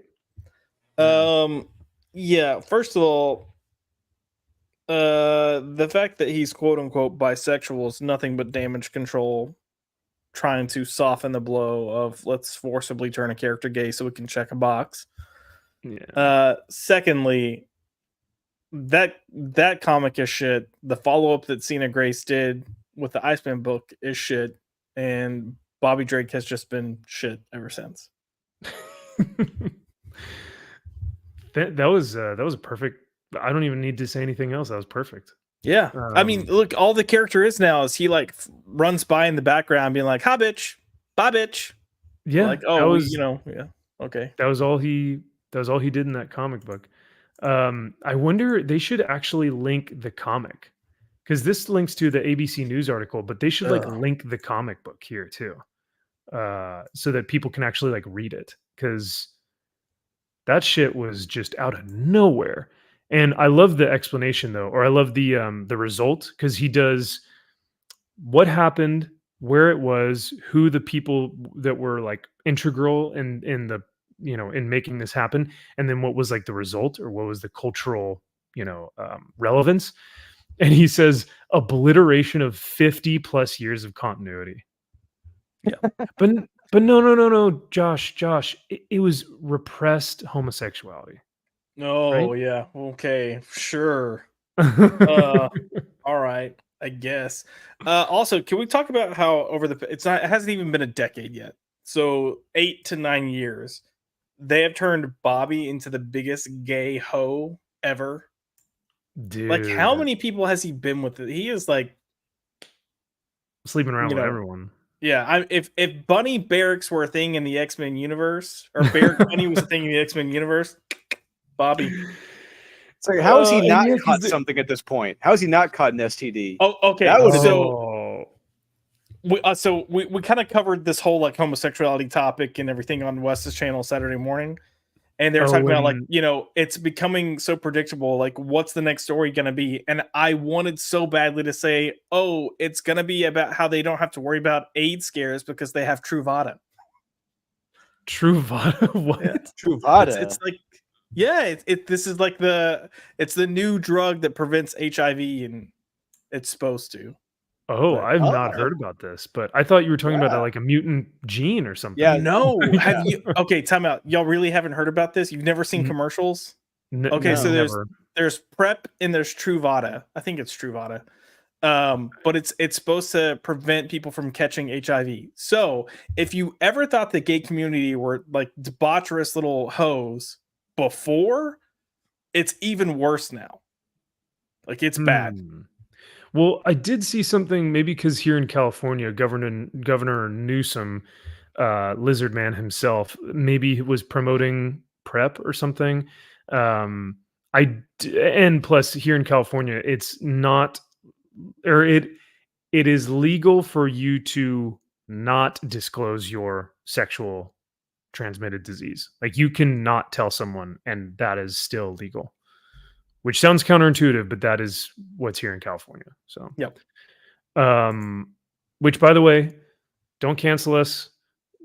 we have someone here that can speak for this like more shit. than Yeah, anyone. my So. bad. Oh my god! So like they have this thing called prep now, and it's like the best thing ever because I can sleep with whoever I want without protection, and it's perfectly fine. Like forget the boy. fact that other things like I don't know what else. What are other STDs like gonorrhea? Like I guess you can get that, but whatever. Ugh. Hashtag feel the burn. Like what? Oh no! Save it for when Maxi Pad Oh. is on and Rizzy Ricky Rich is on. Rizzy Ricky Rich. Wait, is this an actual person? If it is, Isn't- that is kind of ironic that Wiener is his last name. But Isn't Scott Wiener the one that had that scandal? Oh, a that was while Anthony back? Weiner. That was in New York. Anthony That was Weiner, Anthony okay. Weiner. oh, Yeah. okay. Yeah, is this a? I don't know who that is, but I think in California, he's the guy who passed it. okay.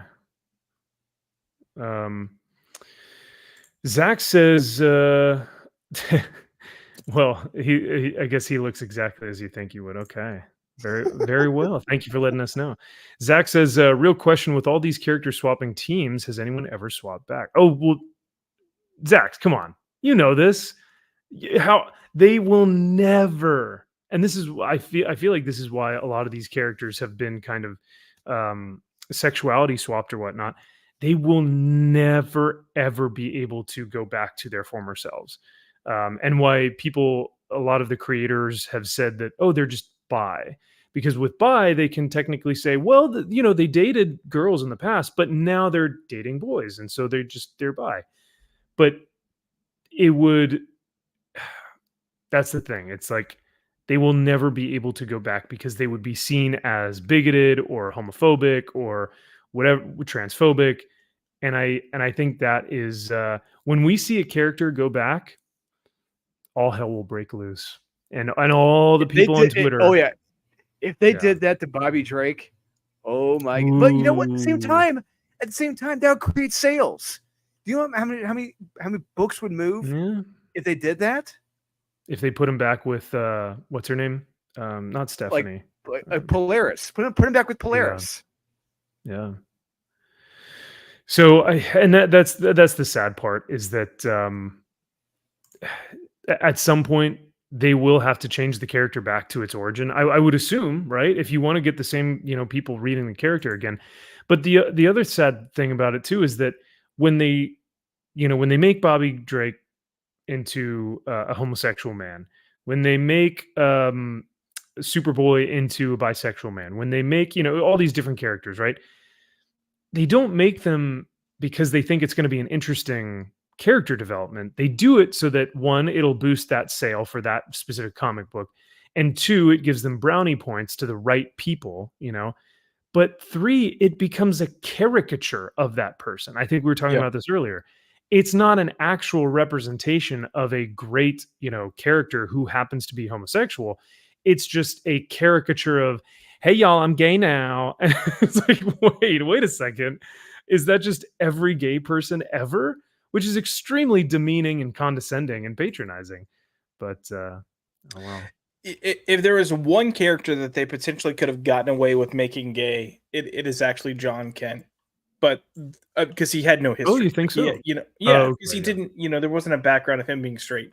The problem is that was dead on arrival because too many people were already pissed off that Bendis aged him up. And then on top of that, they decided not to make him heroic because he never actually, fought crime. Scott Wiener people. It was just, that's all you need to say. That's all you need to say. And then, by the way, that picture came from a website called Courage Score, which grades people based on their courage for their, I guess, political stances. And he has an A+ in the San Francisco market. So, but no, they also had John dating freaking Jay Nakamura, who we all know, if we're alive in this real world, would be supporting a certain group that starts with an H right now. Instead of a country that starts with an I. Oh, gotcha. I see what you're doing. So yeah, I'm sorry. I lost the plot. We started talking about Scott Wiener, and then we started talking about race swaps and sexuality swaps, and then we started talking about Bobby Drake and all this stuff. So all that being said, to kind of come back and to wrap a nice little bow on this, number what would this be? Number 14, even though it's 26, I think they've skipped a couple lines here. The next one on the list was that that Bobby Drake was revealed to be bisexual. The next one, Marvel announces all new, all different. This was, let's see, Axel Alonso. Oh my god, I haven't heard that name in years. Yeah, he's classic at characters AWA replaced now. by diverse Yep. heroes. What's up? He's at AWA now, running their comics.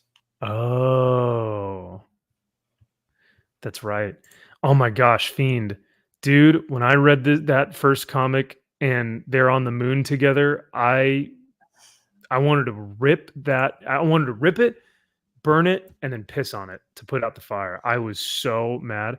Dad, why don't you do more for people? Huh? Why don't you do this little shit lecturing his dad? And I was That like, whole run just needs to be burned. I mean, I Yep. hate. Look, I Terrible, understand dude. book burning's bad, but some things just need to be burned and forgotten. That is one of them. Yep. absolutely. Yeah. Let's see. So Axel Alonso, classic characters replaced by diverse heroes. Let's see. What's the link to this? I don't think I ever saw what the Linky Poo was. Oh my gosh. Wow, that's a chonky boy.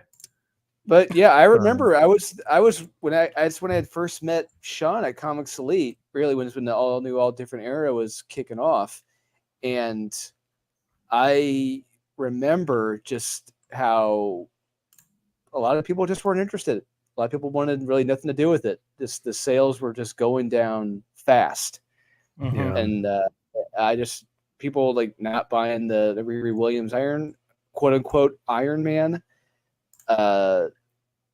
Well, I think really the only one that was really doing kind of well was the Old Man Logan run that you had Diodato on the art. That did okay, but some of the others, like no one was really buying it. Yeah, but even that was like riding the coattails, right? Yes. Like, Oh, absolutely. Yeah. Absolutely. What I find interesting, so this was June 5th, 2015. So I was graduating college, or I was graduating college at this point in time. And I remember I had collected comics that my entire, 4 years that I was there. In that last year, I started to kind of cut back on my pull list, and I never really knew why. Like at the time, I didn't have words for it. I just kind of was like, no thanks. Like it just didn't interest me, right? Now I see, oh, I know why so many of these books like just didn't resonate with me. It's because everything just got changed for some sort of weird, ideological point, to go get a social credit score. And when I was looking at this, it wasn't because I was like, I don't want that black person in my comic book. That was never my thought process. I was just thinking, man, that just doesn't really look appealing to me. And like you said, Drew, I think that's how most people responded to All New, All Different. I don't think we had an inkling of what was actually going on behind the scenes. I think we just saw what these comics were, and we're just like, this just doesn't look interesting or good or fun or any of that. Just pandering. That's all it was. It was just pandering. Yeah. Pandering to a younger audience, and that can come across as just talking down to, just trying to, you're pushing the new Pooch the Rockin' Dog to people, and they know what they're doing. I think subconsciously, it's what Red Letter Media says. You may not have noticed, but your brain did. Right. People knew it. If people saw it, they knew it, but they didn't really quote unquote know it. Why their brain was telling them, no, you don't want to buy this. This is garbage. And there's a reason why. Like not long after that, that's when DC Rebirth kicked off, and that's when Marvel did their version, quote unquote, Generations. To really like, oh yeah, no, we're bringing it back. We're bringing it back. Yeah, see, we're not just going to stick with Riri. We're bringing back Tony. It's like they course corrected. They knew there was a problem. Yeah.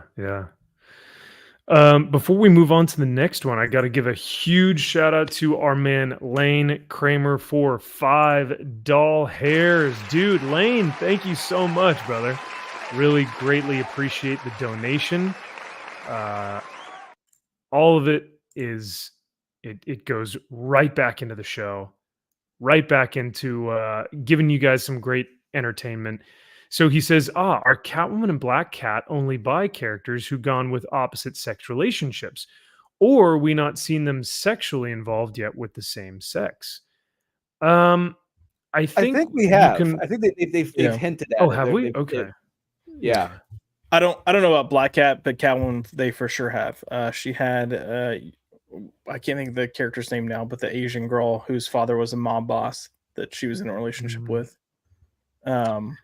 But I would also say both of these characters have used sexuality as a tool of theirs. So I don't view their bisexuality as being like romantic bisexuality. They're like, okay, fine, I'll hook up with this chick. Why not? Yeah, and you going to your point. Do you really think that Black Widow hasn't? No, of course she has. I guarantee you, Black Widow has used that as a weapon at some point or another. And to infiltrate someone, I'm sure she has probably crossed that line. Yeah, use that as a weapon. I mean, that's what a femme fatale does. And honestly, with this sex positive generation we're in right now, why not go back to when Selena Kyle reincorporate that Batman Year One story where she was a hooker? Let's bring that back in. If you really say how sex positive we are, let's bring that back. Do it. Right. Wasn't Catwoman in the newest Batman film? Wasn't she a hooker, or she was a bar girl or something? Yeah. So. Bar girl. She was like an escort. Yeah. Okay. She was. I mean, they So they had her with the Russian chick. The Russian chick was definitely an escort because you see it and they talk about it, but it was pretty much implied that she had been doing the same thing, but that she was also kind of dating this other Russian girl that was Josh is just you know what's funny though, Lane, is that you see this with some of the creators at Marvel and DC is that they'll come out and they'll be like, hey guys, you know what, I'm 38 years old and I just found out I'm bi, and they've never dated a man, or they've never dated a person of the same sex before in their entire life, and it's not on me to judge them. It's not on me to say, well, hey, wait a second, you're not bisexual or whatever, right? However, it seems awfully convenient that a 38-year-old or 46-year-old individual would say, oh, you know what? Yeah, I'm bi now, even though they're married to the opposite sex. You know what I mean? So this happens with creators as well, where it's like, wait, have you really? And it's like, you don't want to ask them, prove it. What am I supposed to do? Kiss a dude? Like, how am I supposed to prove it to you? So Max, a little behind the scenes. I'm not going to say where I've heard this from. I will not say it. I'm not going to give away names, but there are individuals in the industry who, believe it or not, aren't, but say that they are to get jobs. Oh, of course. Stop. Of course. No. Shocked. What? Didn't see that one coming. Why No. shock? Imagine my shock. Here's the funny thing. It's like we're back to this point where we're at a point where you've got people that aren't in these categories saying they are to get jobs, and then people that are gay or bi trying not to say they are because they don't want to get pigeonholed into doing nothing but gay and bi stories. Yeah, that's true. They're like, nope, I'm as straight as an arrow, but here's my really great story that I want to pitch to you. And they're like, nah, we're going to put you on the gay book. It's like, no, I wanted to do Batman. Can you do a story of Tim Drake pegging several guys down in the docks in the boat? Oh, God. Can you do one of Alan Scott? We want him to be as promiscuous as possible. So have him soliciting prostitution down by the filthy docks. Guys, you know the villain, the trickster, right? Not cool. So we're going to make him modern. And by trickster, you know what we mean. He's a little trickster. Okay, I see what you're doing. Yeah, imagine some guy who's like, yeah, I want to do a great story about, I want to do a story about Aquaman and him mentoring, so-and-so. And they're like, mentoring, huh? And you're like, no, he's like legitimately just a mentor to this kid. And they're like, I see what you're doing here. And you're like, no, seriously, dude. Like, So the student has to stay late after class for some one-on-one tutoring. It seems that the only way I can get an A in this class is for some extra credit. Extra credit. But it's a little warm in the classroom, so Aquaman's gonna be shirtless. Yeah. It's in the ocean, isn't it? He just came out of the ocean, so he's all wet. Yeah.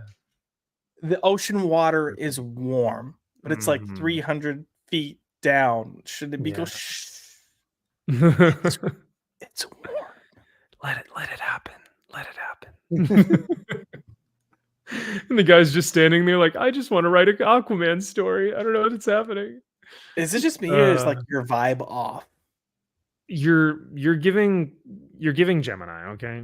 You're giving Creeper. Creeper. You're giving Bigot. You're giving Bigot. You're giving Bigot. All right. So that was all new, all different, I guess. There's really nothing else to say other than just they introduced this new line and no one really bought into it. I think probably at first. Yeah. Let's see. Vita in 2016, Vita Ayala chosen for DC Writers Workshop by Scott Snyder. Wow. Who would have seen the industry going down by Scott Snyder? Drew, I thought everyone loved Scott Snyder. They like sucked him off during all the dark night terror, night dark nights Metal of the soul deaths. of the yeah. No, he's still living off of his Court of Owls stuff. Yes, that's true. Yeah. Oh, absolutely. Yeah. Black Mirror and Court of Owls, 100%. He is living off that. He's gonna be living off that until the day he dies. And I honestly, I really think this was, I mean, it wasn't the first example, but like it was one of the earliest signs of like letting. I know gatekeeping is wrong in some ways, but gatekeeping in some ways is good because you're keeping out the bad ones. You're keeping out the ones who don't belong. Exclusive groups, there's a reason why. And this is where gatekeeping comes in. You're letting in individuals. Granted, this was for a purpose to hopefully see that they had some talent to become talent for DC, but clearly, no, they had none. They should not have progressed beyond this workshop at all. Period. End of story. But somehow, Scott, I guess apparently trying to prove how stunning and brave and diverse he was, he let them pass, even though they had no inkling of talent. So this, you guys, I've sent you the pages that I found from this when I submitted. So I was asked to submit by people writing at DC, by editors at DC. Really? Yeah, but I sent you, I think, the opening pages of my Suicide Squad story. Okay. That I found. This was probably like, back in October or so. But this is when I found out from a writer at DC that Scott Snyder said, quote, "I'll never have anyone like him working here," referring because he thought I was negative. Yeah. Wow. He thought you were what? Negative. Oh my god, dude. Yep. Good time. Let's keep that echo chamber going. Let's keep up the echo chamber. Of course. But what I will say is, as far as this, Vita getting in the group, look, I'm all for hiring people with Down syndrome, just maybe not as writers. Okay? Yeah, they're good. They're great janitors. I'll say that. Yeah. Actually, I've done events where I volunteered with kids with Down syndrome and mental retardation and whatnot, and those kids are awesome. Vita is not a fun person. Like, she sucks. No. Like, she is always the Debbie Downer. She is the Debbie Downer. 100%. Well, Vita and her Danny Lord. Danny Lord. Yeah. Vita at least comes across as like bubbly, but she is constantly lecturing on Twitter and trying to, I believe it was Vita who coined the hey, we're looking for DC editors, but if you're white and cis and straight and male, no need to apply, right? Yeah, Vito was actually super chill at first, like super chill at first. Yeah. Really cool, had like a kind of cool like vibe, and then just I don't know what the hell happened, but Yeah. no.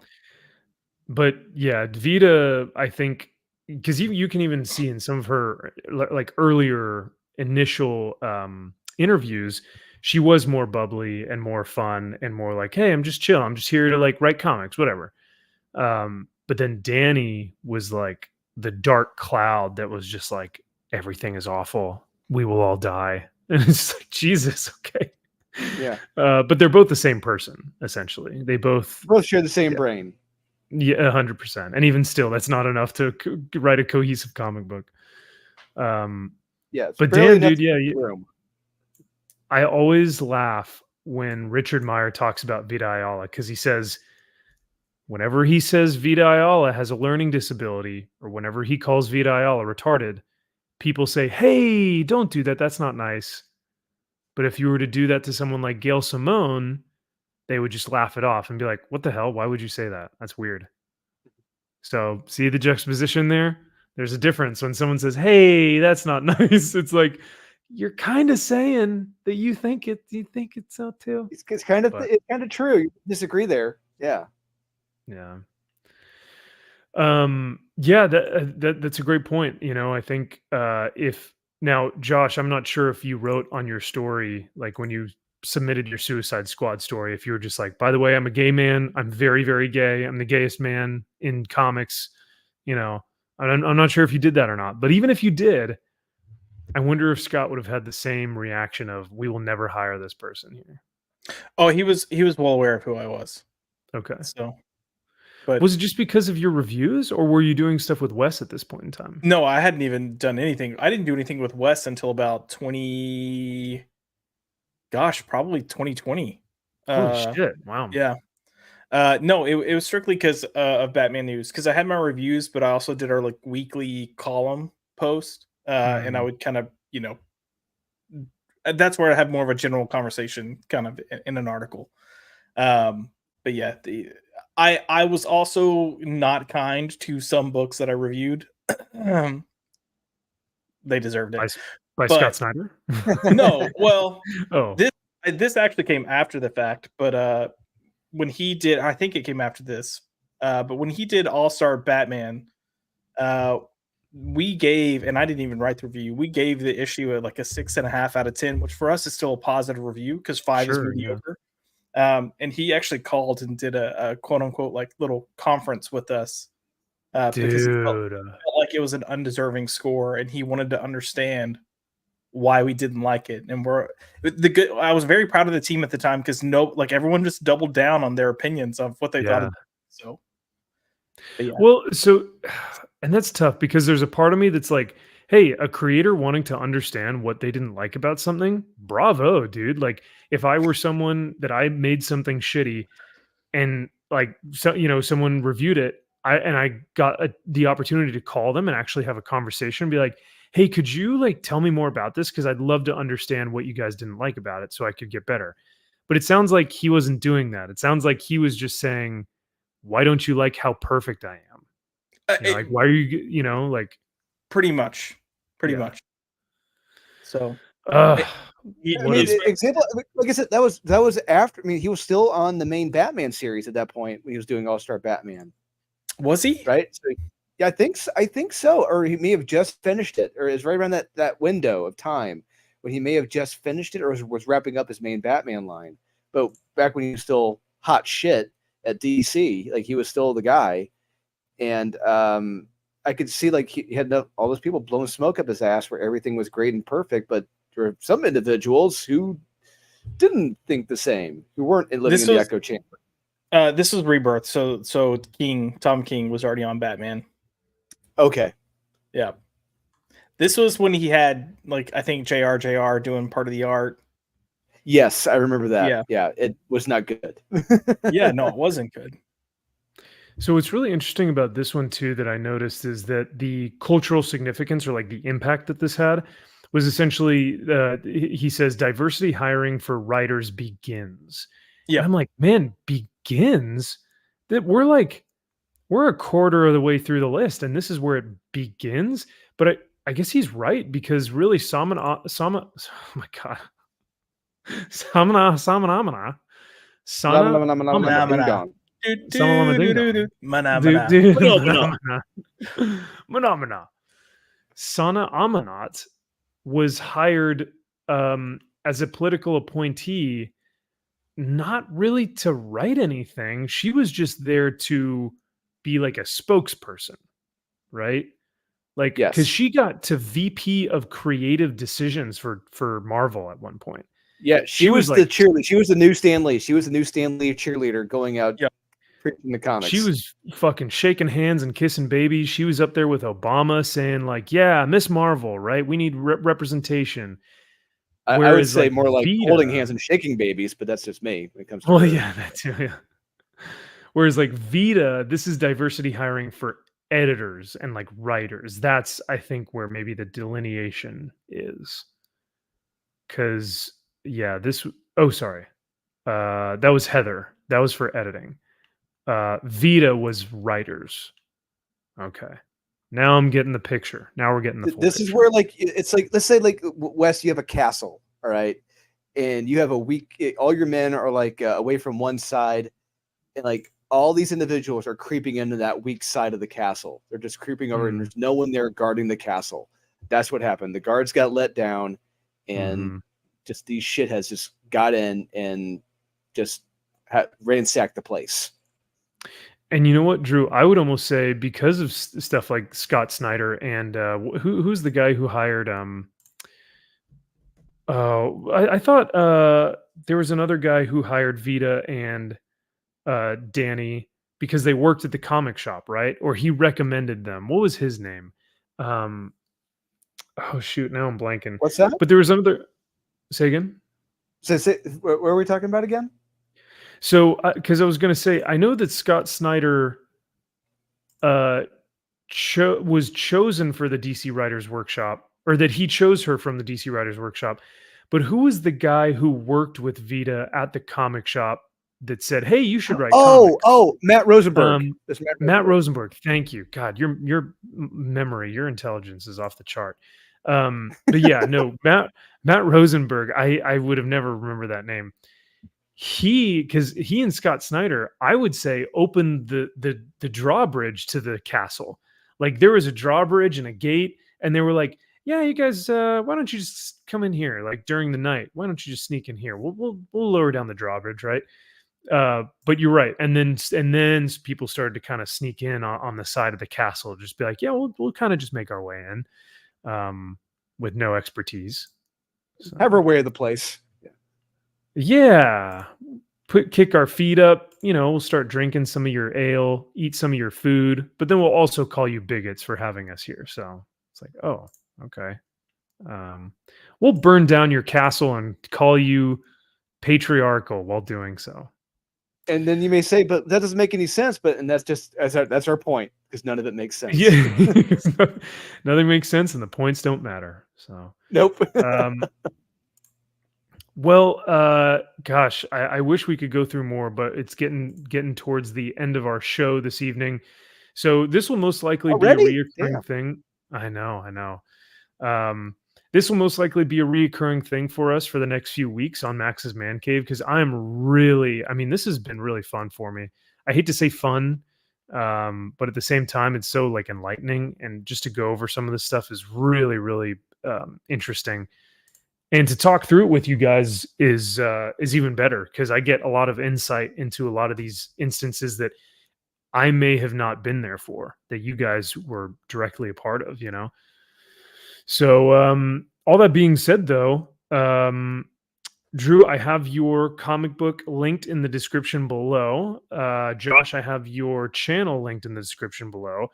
But do you guys want to... Oh, no. Did somebody say fund? Who is this? Oh God, he's back. Ricky Rich. Ricky Rich. No.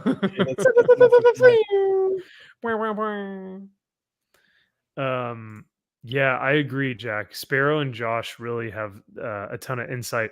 And I think Drew is like, dude, like the fact that you remembered stuff like Matthew Rosenberg's name, like little things like that, where I'm just like, I would never, I would have to research for like an hour before I actually found what his name was. So, yeah, love all three of these guys on the show, really giving their insight to a lot of these, documentations of a downfall, as you will. So, if you will. So, but yeah, you guys got anything else before we take off for the evening? Check out Unholy Nightmare. Yeah. Go check out Hey, go check out Pop by Culture. We have a new show debuting tomorrow. If my internet will cooperate and let me export this hoe. But Marvelous Monday, and I've got Drew. He's one of my YouTube Avengers, and we have Naughty and Shieldwall. But we're talking Captain America, the First Avenger. So good time. A lot of good conversations too. And we try to structure it a little differently than like a review or just running through the movie as a whole. So hopefully it feels a little different. We got clips worked in there, so come check it out. And then subscribe to my channel if you haven't already. I'll love you forever. Josh, he'd love you a long time. He really will. When I subscribed to his channel, I got like 3 different emails that same day. And I was like, it's fine, dude. Like, I really don't need anything. It's okay. He's like, no, I have to have to be persistent. But yeah. Well, I mean, look, I made sure I slid into every DM possible for Max. So there we go. Oh, I thought you were gonna slid into something else. But yes, you're my DMs, all my DMs. Jesus, I'm not that bad. God. But no, yeah, please go subscribe to Josh. Like I said, his channel is in the description.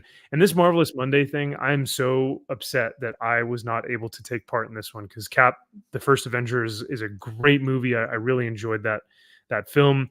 And so I'm excited to see what these guys actually have to say about it. And the video that Josh is going to come out with is going to be super, super great because he's already been putting a ton of time and effort into this thing behind the scenes. So I'm looking forward to that. But hopefully one of these days I can actually join you guys because I would love to actually watch a movie with you guys. Maybe Thor. Maybe. Or Guardians. Thor Love and Thunder. Yeah, I can see Thor Love and Thunder. You watch Thor Love and Thunder? Okay. No, wait, hold on a second. Up for that deal. I think Captain Marvel's coming up by the end of the year. We'll loop you into that one. Oof. Yeah. Maybe, you know what? I think my favorite one. Well, everyone's gonna want to do Captain America: Winter Soldier. That one's so damn good. So yeah. Well, I'll find a spot for me. Look, we've got the core 4, most likely core 5, if Aaron's schedule kind of ends up working out with us. But we're looking to have at least another person or two in the future for each video. So okay. When you're I'll sneak my way in there. When you're not being a little Billy Madison, we'll see if you want to come join us. A fucking nerd, you can say it. Get your book learning done. Yeah, so I do have school, but so yeah, y'all should go check out Josh's channel, and then everyone should also go check out Drew's book because as we've talked about tonight, there are plenty of books out there right now that are just absolute trash. And unfortunately, we're not really seeing a lot of stuff that's going to change because we're going to get this. So if you don't want this, go back Drew's book, Unholy Nightmare, because it's got a little bit of everything. It's got horror, superhero, action, mystery. It's got it all. And, straight dudes. Straight dudes, yeah. Yeah, that's true. That's true. And we got some great covers for a book. And I'll tell you guys off the stream later. I got a certain cover lined up. I'll tell you who it is after this. Dang, I can't wait. Yeah. I can't wait. Yeah. So I like secrets. Secrets. Oh, what is the Office? There's an Office quote. Secrets are no fun. Secrets hurt someone. I was going the elf route. I like secrets too.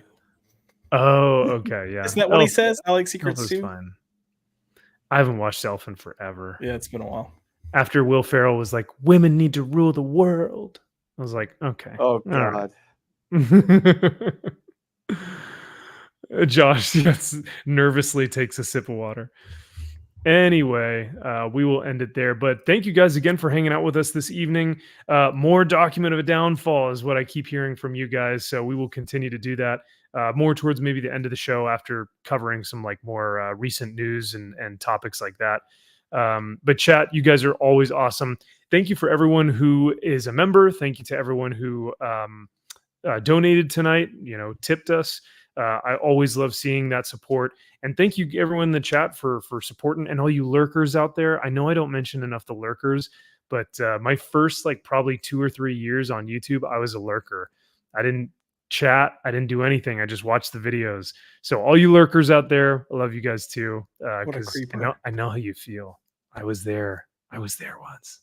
So Ryan, yes, I saw your comment the other day. Dude, this makes me so happy. Thank you so much. I'm so glad that we've got such amazing people that are supporting the show and are really, really enjoying the entertainment. But it couldn't happen without you guys. So I truly appreciate it. So all that being said, we will see y'all next week for weekly comic wrap up on Friday, model building with Kara, X-Ray, and Steph, Warhammer stuff Sunday morning, and Max's Man Cave Sunday evening. So, and we will most likely have Beardo Magnifico with us, Mr. Aaron Sparrow as well. So, Hoorah.